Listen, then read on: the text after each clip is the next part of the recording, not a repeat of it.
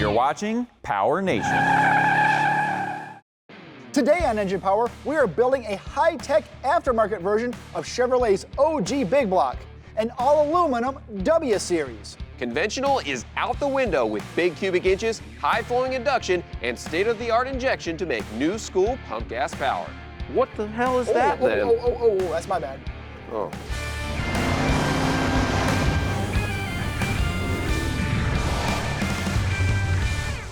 Hello everyone and welcome to Engine Power. Today we have a very exciting show planned because quite frankly, we've been wanting to build one of these for a while. You know, we do a lot of engines here, both modern and nostalgia, maybe vintage if you will. So why not combine the two? So today we are going to be building up one of Chevrolet's W Series engines. What is that, you might ask? Well, this is basically Chevy's first version of the big block Chevy. This is an engine that was produced from 1958 to around 1965 and ran in cars and trucks and even some racing applications up to 427 cubic inch. But what makes it unique is the actual configuration of the deck. The deck is not 90 degrees. It is not 90 degrees or perpendicular with the top of the piston. It is actually at a 16-degree cant, and that 16-degree cant creates a combustion chamber. The combustion chamber is actually on the top right here. Trying to find one of these to build is quite the challenge because if you get a stock one, it is going to require a ton of machine work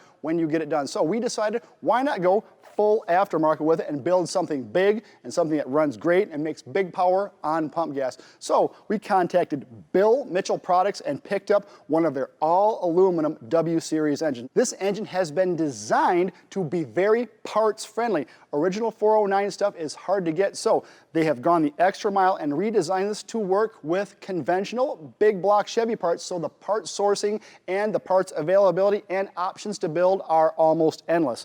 These engines are set up to accept a 4.310 final bore like the original 409s, but that will not be big enough for what we are doing. So we went ahead and sent this block over to our favorite machine shop here in Nashville, Shacklet Automotive, and they punched this block out so we can finish hone it at 4.500. Also, they went in and redid the relief on the top. Now that is a relatively complicated operation, but is nothing for Shacklet guys. They're awesome. Now to get the cubic inches we want, we also want to go big on the crankshaft. So we went to Scat and picked up a forged 4340 crank in 4-inch stroke. So combined with our 4-inch stroke and our 4.500 bore, that puts us at 509 cubic inches, literally 100 cubic inches bigger than the stock 409. That sounds like a lot of cool stuff and it's very high tech, but we're just getting started. Yeah, a lot of the cool parts we have laid out for you guys because we want to show you what this build is going to look like and what it's going to entail. So moving on from the crankshaft, we also have a set of Scat forged H-beam rods. These are 6'1" in length. They use the big block Chevy 990 pin and the big end. These have ARP fasteners in them, so this is a great upgrade over a stock rod. And to go with that, we have a really, really cool piece. This is a Racetech 4032 forged piston. This is specific for the 409 and for our bore size. So this is a 4.500 bore piston, and you can tell by the top of it, it has a very large crown on it, and this is 78 cc's of effective dome, and it has this kind of interesting angle here, and that's actually to match the deck angle of the engine. This has a more modern 1.53 millimeter ring pack, has a 1.460 compression height, and is a very, very trick piston, and they even put our name in the bottom of it. So huge thank you to Racetech for making these for this engine because this is a key part of the build. Another very, very important part is the cylinder head, but we have reached out to Summit Racing and got an Edelbrock 409 Performer RPM casting. This is a big, big upgrade over the OEMs, and we actually send it out to the experts, the 409 experts at Lamar Walden Automotive. So what they have done is they've actually performed a CNC porting service that they offer on this cylinder head, and this steps up the flow about 70 CFM over the untouched casting and is hand finished by Rob Walden over there. This is a very, very nice work, and they also step up the valve sizes to a 2200 intake and a 1720 exhaust. This head is set up with a dual hydraulic roller spring, so that will match our valve train, and this is going to be huge for actually making good, respectable pump gas power with this engine. To actuate those larger valves, we we had to go to Comp Cams and we had them build us a custom billet hydraulic roller camshaft. And this thing is super trick as well because this uses a big block Chevy journal, spacing, and lobes, but the lobe arrangement is actually changed to fit the 409 heads. We've also paired that with a set of their LS link bar hydraulic roller lifters, a set of 1.7 Pro Magnum rocker arms, and a billet adjustable 9-key weight timing set. For the rest of the induction, we're going to be doing something a little bit on the nostalgic side, and that is using Edelbrock's dual quad intake manifold. Lamar Walden Automotive has also gone through and hand ported this, and we are going to be topping it with that modern touch that Pat was talking about. This is FiTech's Go EFI dual quad setup. So this gives us dual 4150 EFI throttle bodies. It's all a self-contained unit, so we can basically bolt it on and wire it up and go. And we're going to pair that up with one of their distributors and their Spark CDI ignition box. We also have a lot of cool accessory items that we're going to show you as we go, like these vintage valve covers, ARP fasteners, the whole shebang. We have really done our homework on this to try and build the best W series that we can for the application. This is going to be really cool because we haven't done a big inch W series like this before. We think we got the parts together to make very, very good power on pump gas. So what we're going to do is we're going to get some stuff set up, and then we'll start prepping this engine for assembly. Up next, we dive head first in our 509 build with some block prep. Okay, the first thing we are going to do on our 509 W Series build is prep the block. So what do we mean when we're talking about prepping the block? Well, we're usually talking about deburring the block and porting the oil passageways. So what we're going to do is we're going to go a little more in depth in that in today's Summit Racing Tech Tip. You've seen us do this before, but we wanted to take a little bit of a deeper dive into it on this engine. So when we're talking about deburring, usually we are talking about the sharp edges the block has from the casting and machining process.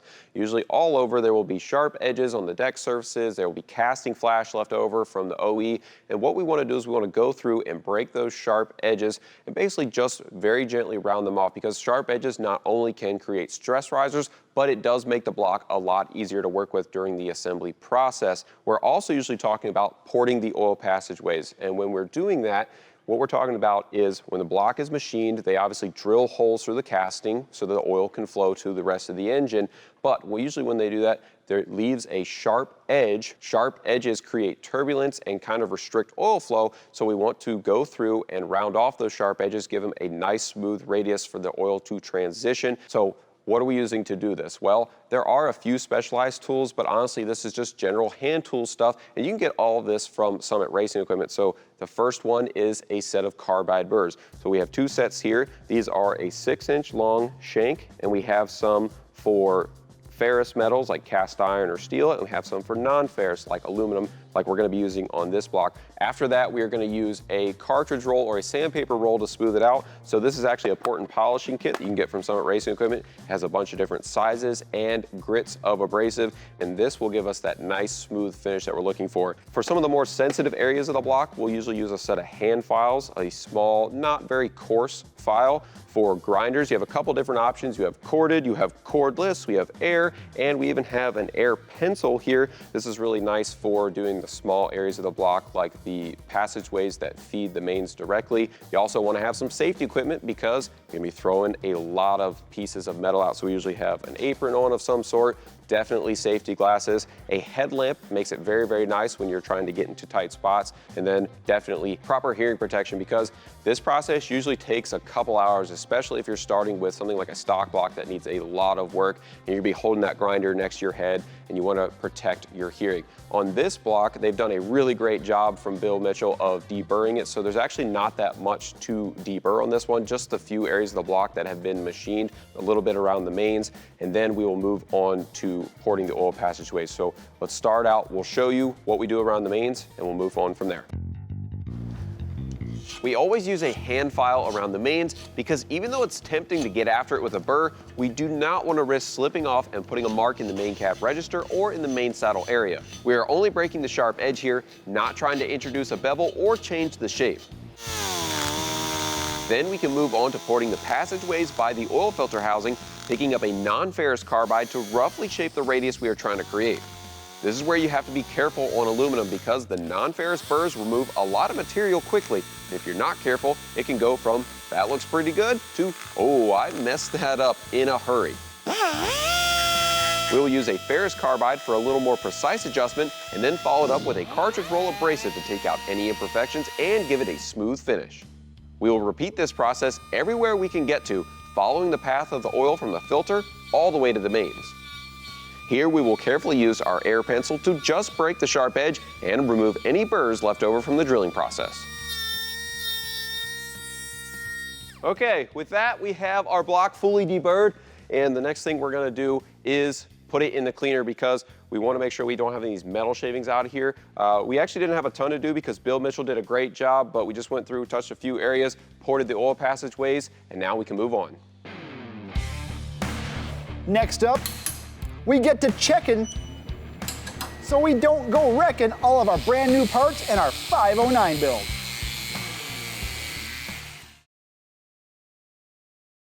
Our Bill Mitchell block is looking great after its grinding and deburring session. We have ran it through the jet cleaner and then cooled it back down to ambient temp for the next step, which we are going to be setting bearing clearances. Because this block is made of aluminum, it will expand at a different rate per temperature change, different than an iron one will, so we're going to adjust our bearing clearances accordingly. Normally we set a minimum oil clearance of 1/1000th of clearance per inch of shaft diameter. We are going to reduce that to around 1/2 thousandths per inch of shaft diameter. So it will put our minimum around 13 to 14 10/1000ths and have clearances at a range all the way up to probably about 2/1000ths. So what we're going to do is get some bearings in here, measure up our crank, see what we have.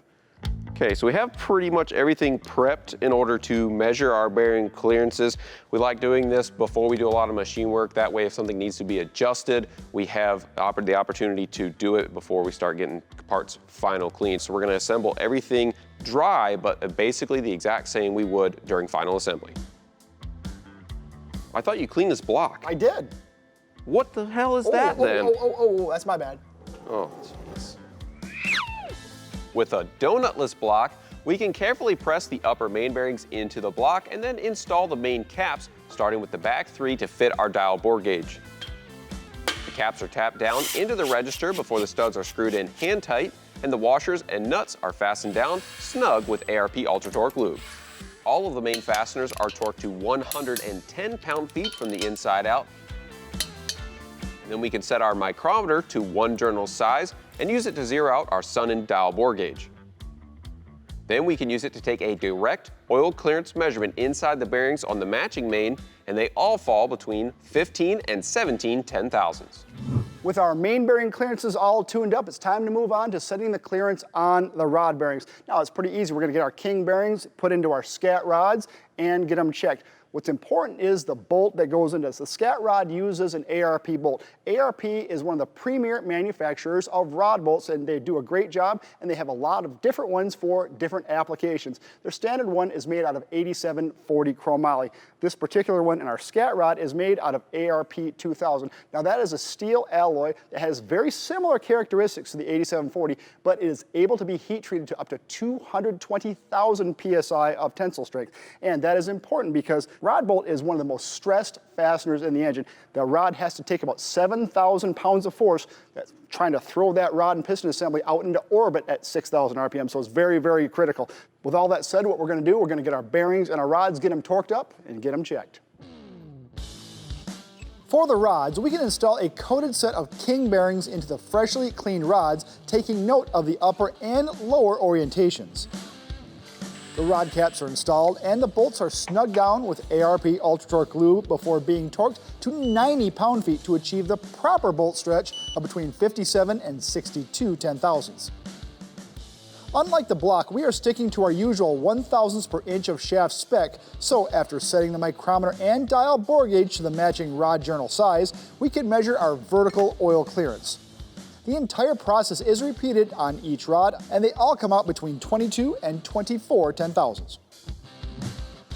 Okay, with all of our clearances set, the next thing we're gonna do is balance our scat forged crankshaft here in our CWT Industries multi-valve 5500. Now, originally this is intended to be an internally balanced crankshaft, but when we did our initial spin with the internally balanced setup, what we found is that the counterweights actually don't have enough mass to counteract the rod and piston assemblies because we have really such a large piston because of the W series application. Our bob weight is around 2,356 grams, so a little over 5 pounds, and our piston weighs about 900 grams with the piston and pin, which is more than the rod itself. So very unique application, and there's really two ways you could remedy this. The first one, if this was a high RPM extended use race engine, what you would do is you would add heavy metal to the front and rear counterweights, and this would add mass to the counterweight, but it needs about 400 grams on the front and the rear. So you'd have a lot of metal, a lot of money, and a lot of time into the crankshaft to make it work. And because this is simply a hot rod street engine, an easier and a little bit simpler solution is to make the engine externally balanced. So we have installed a Fluidampr external balance hub on the front. We have the flywheel that's going to go with this crankshaft with an external weight mounted on the rear. This converts the engine to external balance and helps the counterweights counteract that mass from the rod and piston a little bit better. So what we're going to do is we're going to do a first spin and see how much closer we are. Our first external balance spin shows that we have knocked the imbalance down to under 90 grams on each side, which is way closer. It has also moved the heaviest part to the counterweight side, so we will start by removing a large chunk from the easily accessible and interchangeable flywheel counterweight. To tackle the front, we get a bit more radical and we'll take a cut-off wheel to cut a large piece off the edge of the counterweight. This is an effective way to remove a large amount of mass in this spot and allows us to perform all the balancing without weakening the counterweights with large holes. After a few passes at grinding, we can easily bring the imbalance down within our tolerance. All right, we are well within our tolerances and the tolerance set by ISO for this weight of crankshaft and stuff. So we're at 132 degrees separation, 0.132 ounce inch on the left, 0.165 on the right. But if we look at the force on the center of the crank, it's minimized down to 0.125 ounce inch, so we're well within our tolerance there. We're gonna save that as our last spin and should be good to go. We're gonna get this off, we're gonna get it polished up just to clean up the journals a little bit, and then we'll be moving on to assembly. Coming up, tedious piston install.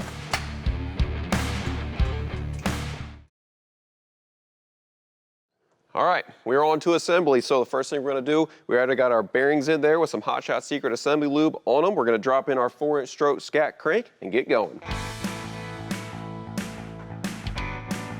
Once the crank is in, the rear main cap is installed first with the rear main seal offset to prevent leaks. The remaining caps are dropped in place with lube as well and are gently seated into the registers with a soft hammer. The 1/2-inch main studs are started by hand and then barely snugged down with our Milwaukee impact. After the splayed outer bolts are run in and the washers and nuts are screwed down with ARP lube, each of the fasteners can be torqued to 110 pound-feet from the inside out. Since this block has doweled main caps, the thrust faces do not need to be aligned during this process. Our super custom billet cam gets installed because we've already pressed in some coated cam bearings from Summit Racing. We had this bump stick ground with QXI hydraulic roller lobes, and the intake duration at 50 thousandths lift is 237 degrees, while the exhaust is at 255 degrees. They are set on a 114-degree lobe separation angle and, like we mentioned, have the correct lobe locations to match the cylinder head's valve arrangement. Valve lift with our 1.7 ratio rockers is 672 thousandths on the intake and 678 thousandths on the exhaust. With the big block Chevy cam journal size and big block Chevy cam spacing, the BMP block is set up for a big block Chevy timing set. And we're using a 9-keyway billet adjustable piece from Comp Cams. We'll temporarily tighten it down for now until we can verify the cam's position, and to do that, we need to install the #1 piston and rod assembly. Once we have set up our degree wheel, we can set our intake center line for this hot rod street application to 107 degrees, which is 7 degrees advanced. Now we can assemble the rest of the Scat 6135 long H-beam rods and the Racetech 4500 bore pistons. Hot Shot Secret Assembly lube is applied in the small end, the piston and on the pin before sliding them together in the correct orientation and then snapping in the wire locks with a pocket screwdriver. Once they are all put together and checked, the total seal rings can be installed on each. These are a 1.5, 1.5, 3 millimeter set to match the pistons, and we gap them to 25 thousandths on the top and 28 thousandths on the second. They are installed with a Goodson ring expander in the correct orientation, and then they are coated in Total Seal assembly lube. Installing the piston assemblies on a W series is very tricky compared to a conventional engine, since we can't use a piston ring compressor with the offset decks. You have to manually compress each ring against the counterbore as the piston drops in, making sure they all stay in their grooves and don't get caught on the top of the bore.